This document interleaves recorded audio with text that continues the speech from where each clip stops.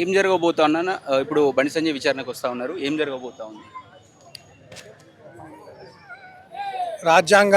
రాజ్యాంగంలో ఉన్నటువంటి ప్రాథమిక హక్కులను తుంగలోకి తొక్కి అనేక రాష్ట్ర హైకోర్టులు, సుప్రీంకోర్టు ఇచ్చినటువంటి జడ్జిమెంట్లు ఏవి అంటే ఫోన్ ట్యాపింగ్ ఏ పరిస్థితులలో చేయాలి, ఏ సందర్భాలలో చేయాలి, ఎవరి మీద చేయాలి అనేది స్పష్టంగా సుప్రీంకోర్టు అనేక మార్గదర్శకాలు ఇచ్చింది. దేశ అంతర్గత భద్రత మరియు దేశంకు అగెనెస్ట్ స్టేట్కు అగెనెస్ట్ ఏమైనా కాన్స్పిరసీస్ చేస్తున్నారు, వీళ్ళు ఏం మాట్లాడుతున్నారు అనే విషయం, ఏం కాన్స్పిరసీ చేస్తున్న విషయము ప్రభుత్వానికి తెలియాలి, ఇంటెలిజెన్స్ ఏజెన్సీ పోలీస్ వ్యవస్థకు తెలియాలి అన్నప్పుడు అన్ని పర్మిషన్స్ తోటి వ్యక్తుల యొక్క ఫోన్ ట్యాపింగ్ చేయవచ్చు, వాళ్ళ సంభాషణలు. అది కూడా దేశ భద్రత మరియు అంతర్గత సమస్యలు, శాంతి భద్రత సమస్య వచ్చినప్పుడు. కానీ కేవలం అధికారంలో కొనసాగాలని చెప్పి ప్రతిపక్షం యొక్క అంటే ప్రజాస్వామిక మూలమైనటువంటి ప్రతిపక్షాన్ని కూడా అణచివేయాలన్న ఒక కుట్రతోటి ప్రతిపక్షంలో యాక్టివ్గా ఉన్నటువంటి బండి సంజయ్ గారి అనుచరులను కానీ, వాళ్ళ యొక్క సిబ్బందిని కానీ, మిగతా ఈరోజు మనకు తెలిసిన ఆ రోజు ప్రతిపక్షంలో ఉండి పిసిసి అధ్యక్షుడిగా ఉన్నటువంటి రేవంత్ రెడ్డి కూడా ఫోన్ ట్యాపింగ్ అయింది. ఇటువంటి వారందరి మీద ట్యాపింగ్ చేసేసి కేసీఆర్ అప్పటి ప్రభుత్వంలో చేసినటువంటి ఈ దుర్మార్గమైన చర్యను లాస్ట్గా భార్యాభర్తల మధ్య సంభాషణను కూడా ట్యాప్ చేసేసి వాటిని విన్నటువంటి ఘోరమైనటువంటి చర్య పైన ఈరోజు రేవంత్ రెడ్డి గారు అపోజిషన్లో ఉన్నప్పుడు చెప్పారు, మేము ప్రభుత్వంకి వచ్చినప్పుడు కేటీఆర్ను మేము అరెస్ట్ చేస్తాము, జైలుకు పంపిస్తామని చెప్పి. ఈరోజు బండి సంజయ్ గారు సిట్ ఇచ్చినటువంటి సమన్స్ పైన ఈరోజు స్టేట్మెంట్ ఇవ్వబోతున్నారు. అలాగే తనతో పాటు చాలా కీలకమైనటువంటి ఆధారాలను, సాక్ష్యాలను సిట్కి సమర్పించబోతున్నారు. సిట్ విచారణ జరుపుతా ఉంది. వీళ్ళు నివేదిక తయారు చేసి కేంద్ర హోంశాఖకు పంపించే అవకాశం ఉంది. వాళ్ళు ఇలా చర్యలు తీసుకునే అవకాశం ఉంది. కేంద్ర హోంశాఖకు పంపించేటువంటి రిపోర్టు కేంద్ర హోంశాఖకు వెళ్ళదు. ఇది స్టేట్ గవర్నమెంట్ అపాయింట్ చేసినటువంటి స్పెషల్ ఇన్వెస్టిగేషన్ టీమ్. కేంద్ర హోంశాఖ మంత్రిగా, సహాయ మంత్రిగా ఉన్నారు కాబట్టి వాళ్ళు కూడా దృష్టి పెట్టినారు కాబట్టి ఇక్కడ ఏమైనా జరిగినటువంటి ఈ యొక్క స్టేట్మెంట్స్ తీసుకున్న తర్వాత వాళ్ళు ఏ కన్క్లూజన్కి అయితే అరైవ్ అవుతారో అది స్టేట్ గవర్నమెంట్కి ఇస్తారు. స్టేట్ గవర్నమెంట్ దాని మీద యాక్షన్ తీసుకోకపోతే ఇన్ కేస్ స్టేట్ గవర్నమెంట్ దీన్ని సిబిఐకి అప్పగించాలి. ఎందుకంటే ఈ స్టేట్ గవర్నమెంట్ దీన్ని తాత్సారం చేస్తుంది. స్టేట్ గవర్నమెంట్ ఈ కాంగ్రెస్ ప్రభుత్వము స్టేట్లో పవర్లో వచ్చిన తర్వాతనే సిట్లో ఉన్నటువంటి అధికారులందరూ విదేశాలకు పారిపోయారు. కాంగ్రెస్ ప్రభుత్వం స్టేట్ గవర్నమెంట్లో వచ్చిన తర్వాతనే వాళ్ళందరికీ కూడా బెయిల్స్ వచ్చాయి. మీరు ఎట్లా సహకరిస్తుంది కాంగ్రెస్ ప్రభుత్వం? కేవలం ప్రతిపక్షంలో ఉన్నప్పుడు కేటీఆర్ని జైలుకు పంపిస్తాం, కేసీఆర్ని జైలు పంపిస్తామని డాంబికాలు పలకడమే తప్ప ఈరోజు ఇంత ఆధారాలు ఉన్నాయి. ఈరోజు సాక్షాత్తు ఇప్పుడు ముఖ్యమంత్రిగా ఉన్నటువంటి రేవంత్ రెడ్డి యొక్క ఫోన్ కూడా ట్యాపింగ్ అయిందని చెప్పి ఆయన్నే క్లెయిమ్ చేశాడు. మరి ఆయన వచ్చి స్టేట్మెంట్ ఇవ్వాలి. ఈరోజు బండి సంజయ్ గారు ఇచ్చేటువంటి ఆధారాలతోటి తప్పనిసరిగా కేసీఆర్ని అరెస్ట్ చేసి జైల్లో పెట్టి రేవంత్ రెడ్డి ఇచ్చిన వాటను డెఫినెట్గా ఉన్నది. అంత ధైర్యం కాంగ్రెస్ చేస్తుందా లేదా అనేది అనుమానంగా ఉన్నది. ఎందుకంటే ఇన్ని రోజులు ప్రభుత్వంలోకి వచ్చి దాదాపు 2 సంవత్సరాలు అవుతున్నప్పటికీ ఈ సిట్లో ఉన్నటువంటి విచారణను త్వరితగతిన పూర్తి చేసి అరెస్ట్ చేయాల్సినటువంటి కాంగ్రెస్ ప్రభుత్వం తాత్సారం చేస్తూ ఈరోజు నిన్న స్టేట్మెంట్ ఇచ్చారు, ఆయన అరెస్ట్ చేసే అవసరం లేదు కేసీఆర్ను, ఆయన ఆల్రెడీ హౌస్ అరెస్ట్గా ఉన్నాడు అని చెప్పి. అవసరం లేదు, అది ఒక ప్రభుత్వంలో ఉన్నటువంటి సీఎం చెప్పాల్సిన మాట కాదు. అది ఇన్వెస్టిగేషన్ ఆఫీసర్ చెప్పాలి, లేదంటే కోర్టు చెప్పాలి. అనవసరంగా కేసీఆర్కు వంతాసు పలుకుతూ బీఆర్ఎస్ కాంగ్రెస్ ప్రభుత్వం తాత్సారం చేస్తుంది. కాబట్టి ఇది మేము ఇమీడియట్గా అరెస్ట్ చేయాలని డిమాండ్ చేస్తున్నాం. మీతో చేత కాకపోతే సిబిఐ ఎంక్వైరీ చేయాలని చెప్పి మేము డిమాండ్ చేస్తాం. ఫోన్ ట్యాపింగ్ని ఏ విధంగా చూస్తారు బండి సంజయ్ చేయడానికి? మీరు ఎలా చూస్తారు? ఇదైతే మేము అస్సలు అంగీకరించమండి. ఫోన్ ట్యాపింగ్ కేసు అనేది బండి సంజయ్ అన్న ఫోన్ ట్యాప్ చేయాల్సిన అవసరం వాళ్ళకి ఏంటి అసలు? ఫస్ట్ ఆఫ్ ఆల్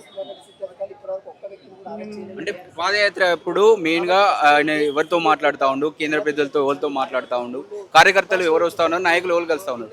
పాదయాత్రను అడ్డుకోవడానికి జనం ఎలా వస్తున్నారు, పైసలు ఎలా సేకరిస్తున్నారు, అందుకోసం ఆపడానికి ఫోన్ ట్యాపింగ్ చేశారని చెప్పేసి ప్రధాన ఆరోపణలు వస్తూ ఉన్నాయి. మీరేమంటారు? అవునండి, భారతీయ జనతా పార్టీ పెట్టుకొని చేసుకుంటారు. అది వాళ్ళకెందుకు? వాళ్ళ ఇంట్లో నుండి అయితే ఇవ్వట్లేదు కదా, వాళ్ళ గురించి ఎందుకు అసలు? పాదయాత్ర అంటారా పబ్లిక్లో? ఇప్పుడు మీరు చూడండి, ఒక బండి సంజయ్ అన్న అనే బ్రాండ్ నడుచుకుంటూ వస్తున్నాడు, ఆయన వెనకాల ఎంతమంది జనాలు ఉన్నారు, ఎవరికెవరికి ఇన్ఫర్మేషన్ లేదు, తెలుసుకొని వచ్చిన వాళ్ళం మేము అందరం. అంటే ఆయనకి ఎంత సపోర్ట్ ఉంటే మేము ఇస్తాము సపోర్ట్ అనేది. ఆయన అంటే ఒక బ్రాండ్ అంతే. ఆయనని మీరు ట్యాప్ చేయాల్సిన అవసరం ఏంటి అసలు ఫస్ట్ ఆఫ్ ఆల్? అడ్డుకునే ప్రయత్నం బీజేపీ ఎదుగుతా ఉంది బండి సంజయ్ వల్ల అని ఒక దృష్టితో ఉండొచ్చు కదా.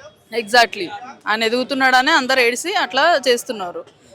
మేమైతే ఒకటే చెప్తామండి, ఎంతమంది ఎంత ఏడ్చినా, ఎంతమంది ఎన్ని అడ్డుపుల్లలు వేసినా కానీ ఆయన పైకి ఎదిగేది మాత్రం స్టాప్ అవ్వదు. ఇంకా అంతకంతకు మించి పైకి వెళ్తారు. ఇప్పుడు మునుగోడు ఎలక్షన్లు మెయిన్, అక్కడ బీజేపీకి బ్రేక్ పడ్డది తెలిసింది. అక్కడ కూడా ట్యాపింగ్ చేసి ఓడిపోవడానికి ప్రధాన కారణం బీజేపీ అని చెప్పేసి ఆరోపణలు ఉన్నాయి. మీరేమంటారు? అవునండి, అదైతే వాస్తవమే. అక్కడ కూడా అదే జరిగింది. అందుకే ఈ ట్యాపింగ్ అనేది అసలు మొత్తానికే అదొక క్రైమ్ లాగా పెట్టాలి. ట్యాపింగ్ అనేది అసలు చేయకూడదు. మేము ఏమైనా దొంగతనం చేస్తున్నామా, లేకపోతే ఇంకేమైనా ఎవరినన్నా ఇల్లులు కూలుస్తున్నామా? దేని గురించి ట్యాపింగ్, దేని గురించి?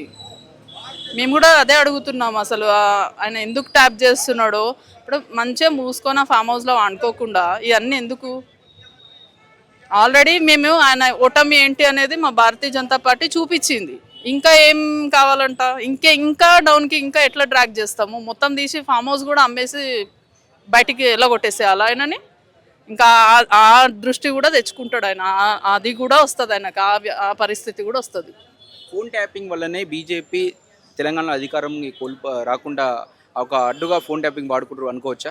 అవునండి, అంగీకరిస్తాం దానికి.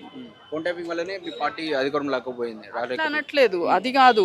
ఇప్పుడు ఫోన్ ట్యాపింగ్ చేసి అక్కడ ఎట్లయితే ఎలక్షన్స్లో మమ్మల్ని ముందుకు వెళ్ళనే కూడా చేసారో ఇక్కడ కూడా అందుకే అడ్డుకుంటున్నాం కదా మేము. ఇప్పుడు ఆ ఫోన్ ట్యాపింగ్ అనేది మేము అస్సలు యాక్సెప్ట్ చేయము. మేమే కాదు, ఎవరు యాక్సెప్ట్ చేయరు. అంటే మునుగోడు ఎలక్షన్ జరగకముందు బీజేపీ గ్రాఫ్ వేరు, జరిగిన తర్వాత బీజేపీ గ్రాఫ్ వేరు. దీని అంతా ఓటమికి ఇప్పుడు ఫామ్ హౌస్ కేసు కూడా ఒకటి తీసుకురావడం జరిగింది. అది కూడా ట్యాపింగ్ చేశారు, అందులో కేంద్ర పెద్దలు ఉన్నారు అని ఒక వార్తలు కూడా పెద్దగా వైరల్ చేశారు. మీరేమంటారు? ఇక ఏమంటామంటే నాకు అసలు యాక్చువల్లీ సరే, ఇప్పుడు మీరు నెక్స్ట్ ఏం జరగబోతుంది? సిట్టు పైన మీకు నమ్మకం ఉందా? నమ్మకం అంటే ఇంకా 2 సంవత్సరాలు అవుతుంది సిట్టు విచారణ జరపబట్టి, విచారణ జరుపుతూ ఉన్నారు, తర్వాత వస్తూ ఉన్నారు, అదరవుతూ ఉన్నారు, వెళ్తూ ఉన్నారు తప్ప పెద్ద యాక్షన్స్ ఏం కనిపిస్తలేవు. సిటీ మీరు ఎలా చూస్తారు? వాళ్ళకి ఇప్పుడు మంచి ఆన్సర్ ఇస్తాడు మా అన్న, అంతే. ఆధారాలు బయట పెట్టబోతున్నారు, అన్నీ చూపించి అన్నీ మాట్లాడి అన్న ఎట్లాంటి ఆన్సర్ ఇవ్వాలో అదే ఆన్సర్ ఇస్తారు. అందు గురించే మేము ఆయనకు సపోర్ట్గా ఇవాళ ఇక్కడ ఉన్నాం. సిబిఐకి విచారణ కూడా ఇవ్వాలి ఈ కేసును అని చెప్పేసి ఒక ప్రధానంగా వాదన వస్తుంది. మీరు దీన్ని ఎలా చూస్తారు? గవర్నమెంట్ ప్రకారం అది ఎట్లా ప్రొసీజర్, మేమైతే దొంగలం కాదు. ప్రొసీజర్ ఎలా ఉంటుందో ఆ ప్రొసీజర్ అనుకూలంగా వెళ్తారు, అంతే. దానికి మనం ఎట్లా చెప్పగలుగుతాము? ఇప్పుడు ఒక ప్రాసెస్ అనేది ఉంటుంది కదా, ఆ ప్రాసెస్ త్రూ వాళ్ళు వెళ్తారు, అంతే. అన్న ఎట్లాంటి సమాధానం ఇవ్వాలో మేమందరం ఉన్నాము. ఆయనకి ఇప్పుడు కాదు, ఇంకెప్పుడు ఇంకేం కావాలన్నా కానీ మా సపోర్ట్ అందరిది ఉంటుంది. ఇట్లనే ఆయన ముందుకు పంపిస్తాం, అంతే.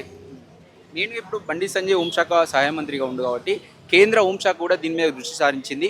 వాళ్ళు కూడా స్ట్రిక్ట్గా ఉన్నారు, దీనిపై దృష్టి సారించారు. మీరు ఎలా చూస్తారు? ఇప్పుడు కేంద్రంలో కూడా ఈయన మీద అంటే నమ్మకం ఉంటేనే కదా అండి సహాయ శాఖ ఇచ్చినారు, లేకపోతే ఎందుకు ఇస్తారు? ఆయన ఒక మంచి వ్యక్తి. ఆయనని ఇప్పుడు ఏదో డౌన్ చేయడానికి, డ్రాగ్ చేయడానికి ఇవన్నీ వాళ్ళు జిత్తుల మరి నక్కల్లాగా చేస్తున్నారు, అంతే. మీకు నమ్మకం ఉందా స్ట్రిక్ట్ యాక్షన్ ఉంటుందని? ఉంటుందండి, పక్కా ఉంటుంది. కానీ తప్పు చేస్తే కదా, తప్పు చేయకుండా ఎందుకు? అయినా ఆ ట్యాప్ చేసినోడిని ఫస్ట్ పట్టుకోండి. ఎందుకు పట్టుకుంటలేరా అని ఆడిని పట్టుకోకుండా ఆపోజిట్ వాళ్ళని ఎందుకు? అది చేసింది దొంగతనం వాడు, మనల్ని ఎందుకు పాయింట్అవుట్ చేస్తున్నారు? మనల్ని పాయింట్అవుట్ చేసే అవసరమే లేదు ఫస్ట్ ఆఫ్ ఆల్. ఈరోజు మేము కరీంనగర్ పార్లమెంటు వేములవాడ కాన్స్టిట్యున్సీ మేడిపల్లి మండలం నుంచి రావడం జరిగింది. ఈ యొక్క ప్రోగ్రాం సిగ్గుచేటు. ఎందుకంటే కేసీఆర్ను నమ్మి తెలంగాణ తెస్తుండనే దానికి నమ్ముకొని ఈనాడు రావడం, వారిని సీఎంగా చేయడం జరిగింది. 2 సార్లు సీఎంగా గెలిపించడం జరిగింది. వ్యభిచారం చేసిన దానికన్నా హీనంగా చేసిన వ్యక్తి అసలు ఇమీడియట్గా వీళ్ళు అరెస్ట్ చేయాలి. అరెస్ట్ చేసి వారిని లోపల ఉంచాలి. ఏమాత్రం సీఎంకు సిగ్గు, చెరము, సీము నెత్తురు ఏమైనా మీసం రోషం ఉన్నట్టయితే తప్పకుండా వీరిని శిక్షించి లోపల తోలాలి. ఇట్లాంటి చర్య ఇక ముందు ఎవరు పాల్పడకుండా ఉండాలని కోరుతున్నా. సిట్ పైన మీకు నమ్మకం ఉంది? 2 సంవత్సరాలు అవుతుంది, ఇంకా విచారణ జరుపుతా ఉన్నారు, వస్తూ ఉన్నారు, విచారణ జరుపుతా ఉన్నారు, వెళ్ళిపోతా ఉన్నారు, పెద్ద యాక్షన్ ఏం కనిపిస్తలేదు. కానీ రేవంత్ రెడ్డి పదే చెప్తాడు నేను జైల్లో పెడతాను. కానీ మీకు ఎలా అనిపిస్తుంది?